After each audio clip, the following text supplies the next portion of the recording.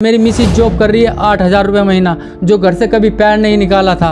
आज हम 8,000 रुपये में काम कर रहे हैं और अपने घर की स्थिति चला रहे हैं। मेरी बिटिया पढ़ रही है और मेरा बेटा बाहर पढ़ रहा है। कोई हमारी सुनवाई नहीं कर रहा है। हार के हम MP साहब के पास भी गए, KP साहब के पास भी गए। KP साहब बोलते हैं क्या तेरे लिए मैं झोला छाप को फांसी पर चढ़ा दूँ। घरवाली की चीज़ बिक गई, मम्मी की चीज़ बिक गई, 2 ठेले थे 2 ठेले बिक गए, बारदाना था बारदाना बिक गया। मतलब घर में कोई ऐसा सामान नहीं रहा जो ऐसा हो कि हम बेच के अपने घर का कोई सामान ले आए। ये भी नहीं लाते। तो पापा मंदिर में जाते हैं, बेचारों को जो मिलता है उसी से घर का गुजारा होता है।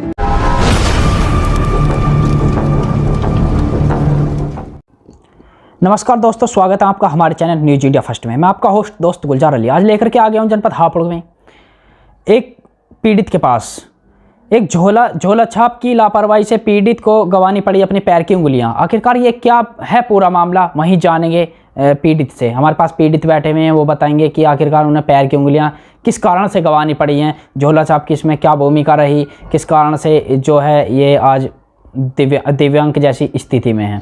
क्या नाम है आपका? मेरा नाम है जी मनीष जी। अच्छा, आप जो स्थित रहते हैं ये कौन सी जगह है जहाँ आप स्थित हैं? ये रामपुरा पड़ता है जी, चर्च के पास में चामुंडमाई मंदिर। ये जो मामला है, क्या मामला है पूरा, इस चीज़ में बताएंगे। आपको जो झोला छाप की लापरवाही की वजह से आपको जो अपने पैर की उंगलियां गंवानी पड़ी हैं, क्या है पूरा मामला, बता सकते हैं आप? हाँ सर, मैं ठेला लगा के 12 बजे ठेला लगाया मैंने, और मैं 7 बजे जैसे मतलब मेरे दर्द हुआ तो मैं इसकी दुकान पे गया झोला छाप की। क्या नाम है डॉक्टर का? इसका नाम है जी TK मंडल, और इसको वैसे इसका ओरिजिनल नाम है तुलसी मंडल। अच्छा। बंगाल का रहने वाला है। तो जो ऐसे इसकी दुकान पे गया मैं, तो इसकी दुकान पे जाने के बाद मेरे पैर में दर्द था। मैं बोला मैंने कि मेरे पैर में दर्द है, तो इन्होंने करी ना दक करी तो मेरे पैर में यहाँ पे इंजेक्शन लगाया गया। तो जब यहाँ पे इंजेक्शन लगाया गया तो इंजेक्शन लगाने के बाद में निकाल लिया गया, तो मेरा एकदम हार्ट अटैक हो गया, जैसे अटैक पड़ता है। तो ये मेरा दम ऊपर का ऊपर नीचे का नीचे, और पसीने आ गए। आधी दवाई नस में और आधी तलवे में आ गई। उसके बाद में डॉक्टर साहब आते हैं, तो फिर डॉक्टर साहब कहते हैं कि भैया ये तुम सर्जन के पास जाओ, ये हमारे मामला नहीं है, दर्द की दवाई ले जाओ। मैं कहने लगा मैंने कि सर कोरोना लगा हुआ है, मैं कहाँ जाऊँगा, गरीब आदमी हूँ, मेरा तो काम भी नहीं चल रहा है। आप ऐसा करो डॉक्टर साहब, जब मैं आपके पास में इतने साल से आता जाता रहता हूँ, तो आप किसी सर्जन को दिखा दीजिए, और जो पैसे लगेंगे मेरा काम चलेगा, मैं आपको दे दूँगा। तो वो क्या कहते हैं, देखेंगे। इतनी बात कह के वो अपने बंगाल चले जाते हैं, और उनके चेलों ने मेरे को वैक्सीन के कैप्सूल और डिक्लोएमआर गोली खिलानी चालू कर दी। और घर पे भी दे के जाता था एक ऋतिक नामदेव का लड़का, उसका जो चेला है उसकी छेजा में दुकान है, ठीक जी। और इसके 5-6 चेले हैं, और इसने 33 गज में मकान बना रखा है। और मकान ऐसा बना रखा है कि कोई करोड़पति आदमी भी नहीं बना सकता। और हर महीने अपने घर जाता है, और 1 महीने में अपने घर से आता है ये लौट के। ये डॉक्टर ने जो आपके साथ लापरवाही की है, इसके संबंध में आपने किसी को पत्र दिया है? जी सर, मैंने यहाँ पे तहरीर दी थी। जब तहरीर मैंने यहाँ पे दी थाने में, थाने से वो तहरीर गई को उसमें चौकी कस्बा चौकी में, तो वहाँ पे इसने बंगाली डॉक्टर ने एक मेंबर को बुला लिया शुक्लान में से, दीपक शुक्ला को। तो उसने ही इसकी मतलब तरफदारी करी, मेरी कोई सुनवाई नहीं हुई।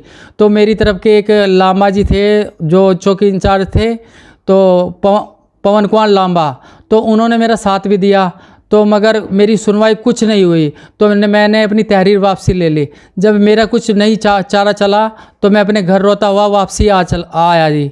फिर उसके बाद में फिर मैं DM के पास गया, मैंने DM को लगाई तहरीर, तो DM साहब ने मेरी सुनी है। तो मैं जैसे वहाँ से DM साहब भी बोली झोला साहब के पास क्यों गए, ये है वो है, ऐसे करके मतलब बोलते रहे, तो मैं वहाँ से भी चल दिया जी। तो फिर DM साहब ने अपने PA को वापसी भेजा, और गेट पे से मैं दोबारा मेरे को पीर ले गया। और वो जो कॉपी थी मेरे पास में, वो उन्होंने सारी अपने WhatsApp से जहाँ जहाँ भेजनी थी उन्होंने भेजी। उन्होंने CM को पता नहीं कहाँ कहाँ उन्होंने कार्रवाई चालू कर दी। फिर उसके बाद में मैं वहाँ से CM ऑफिस गया, मैंने CM ऑफिस भी लगाई थी, मैंने मानव अधिकार में भी लगाई थी। CM ऑफिस में जब आपने रिपोर्ट लगाई थी, उसमें क्या आश्वासन दिलाया गया था आपको? मेरे को CM साहब बोले आप कहाँ के रहने वाले हो। मैंने कहा सर जी हम जिला सहारनपुर के कस्बा गंगो गांव दूधला पड़ता है जी हमारा, और जहाँ के प्रदीप चौधरी सांसद हैं हम वहाँ के रहने वाले हैं, वो मेरे ताऊजी के लड़के हैं। तो सीएमओ साहब बोले, सुनील कुमार जी जो सीएमओ साहब हैं, कहने लगी कि मैं सहारनपुर का रहने वाला हूँ, घंटाघर का। मेरे पापा कान से थोड़ा कम सुनते हैं, बहरे हैं, तो मतलब इनका सर्टिफिकेट बनना था विकलांग। तो ये हाथ में कागज़ लेके पहुँचे अंदर, तो जो पवन जो मोहर लगाता है वो इनका सर्टिफिकेट लेके हाथ में कागज़ लेके और अपने ऑफिस गया, इनका रोडवेज का पास बनाया और विकलांग सर्टिफिकेट बनाया उनके कहने के बावजूद।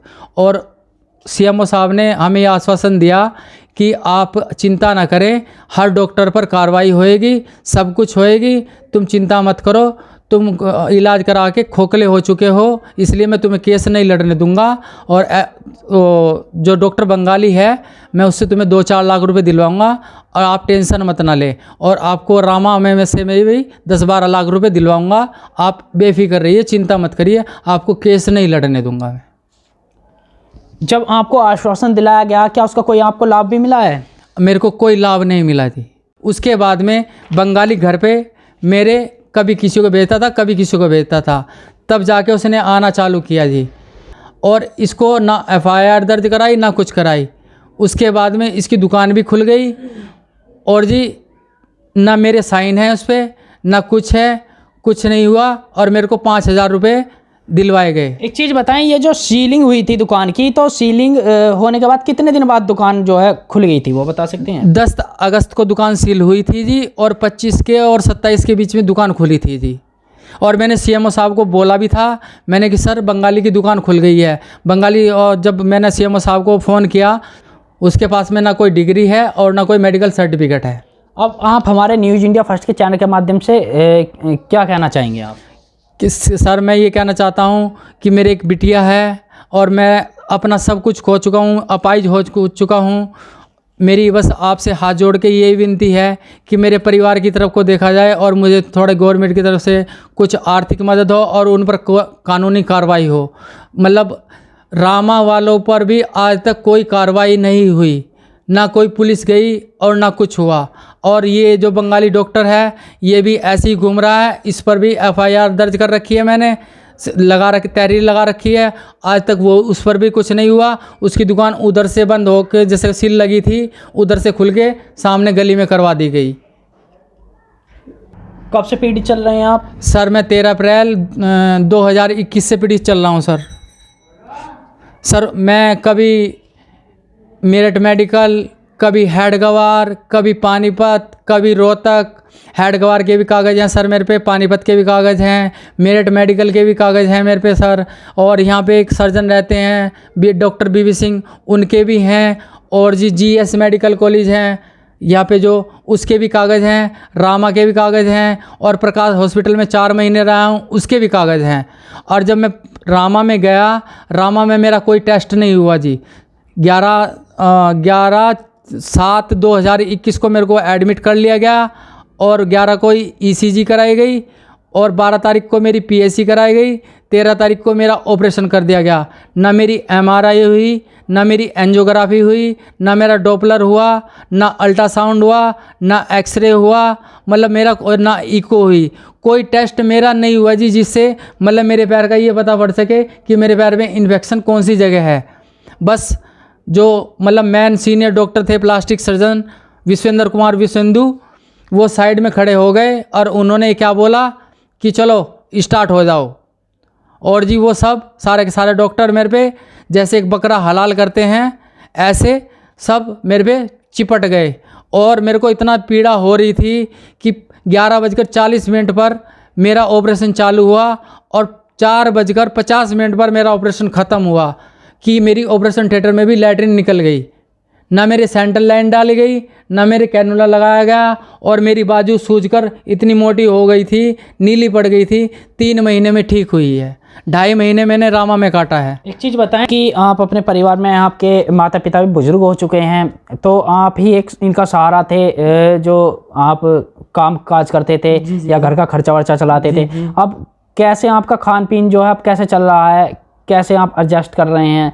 आप ही पीड़ित हो चुके हैं, आपके कोई घूमना पीना फिर नहीं है, कहो तो एक दिव्यांग की स्थिति में आप आ चुके हैं। सर, मैं तो बिल्कुल आपके घर की स्थिति अब कैसी बनी हुई है, उसके बारे में बताएंगे आप? सर, मेरी घर की स्थिति कैसी हो चुकी है, जैसे एक भिखारी की हो गई। क्योंकि एक मैं राजा आदमी था, पूरे लखनऊ में आप किसी से भी पूछ लेते थे कि अनमोल बुलबुल फास्ट फूड कॉर्नर वालों के यहाँ जाना है, नाम बिकता था। और डेली के डेली मेरी कम से कम ज़्यादा नहीं 5,000 रुपये रोज़ की सेल थी, जिसमें 1,000-1,200 रुपये रोज़ मैं कमा लेता था। मेरे पास 2-2 लड़के काम करते थे और रेलवे रोड पे मैं काम करता था रंगोली मंडप के सामने। आज मेरे पापा बूढ़े हैं, जो जिसकी बैसाखी मैं अपने माँ बाप की मैं खुद बनना चाहता था, आज मेरी बैसाखी मेरे पापा बने हुए हैं। और मेरी मिसिज जॉब कर रही है 8,000 रुपये महीना, जो घर से कभी पैर नहीं निकाला था। आज हम 8,000 रुपये में काम कर रहे हैं और अपने घर की स्थिति चला रहे हैं। मेरी बिटिया पढ़ रही है और मेरा बेटा बाहर पढ़ रहा है, कोई हमारी सुनवाई नहीं कर रहा है। हार के हम MP साहब के पास भी गए, KP साहब के पास भी गए। KP साहब क्या बोलते हैं, जब लेटर पैड दिखाया उनको, मैं कहा जी ये MP साहब का कैराना लोकसभा से प्रदीप चौधरी सांसद ताऊ जी के लड़के हैं। मैं कहा ये लो बड़े CM साहब ने दिया है। तो KP साहब बोलते हैं क्या तेरे लिए मैं झोला छाप को फांसी पर चढ़ा दूँ? फिर हमने कहा, मैं कहा जी आप जांच तो कराइए। कहने लगे मैं जांच नहीं कराऊंगा।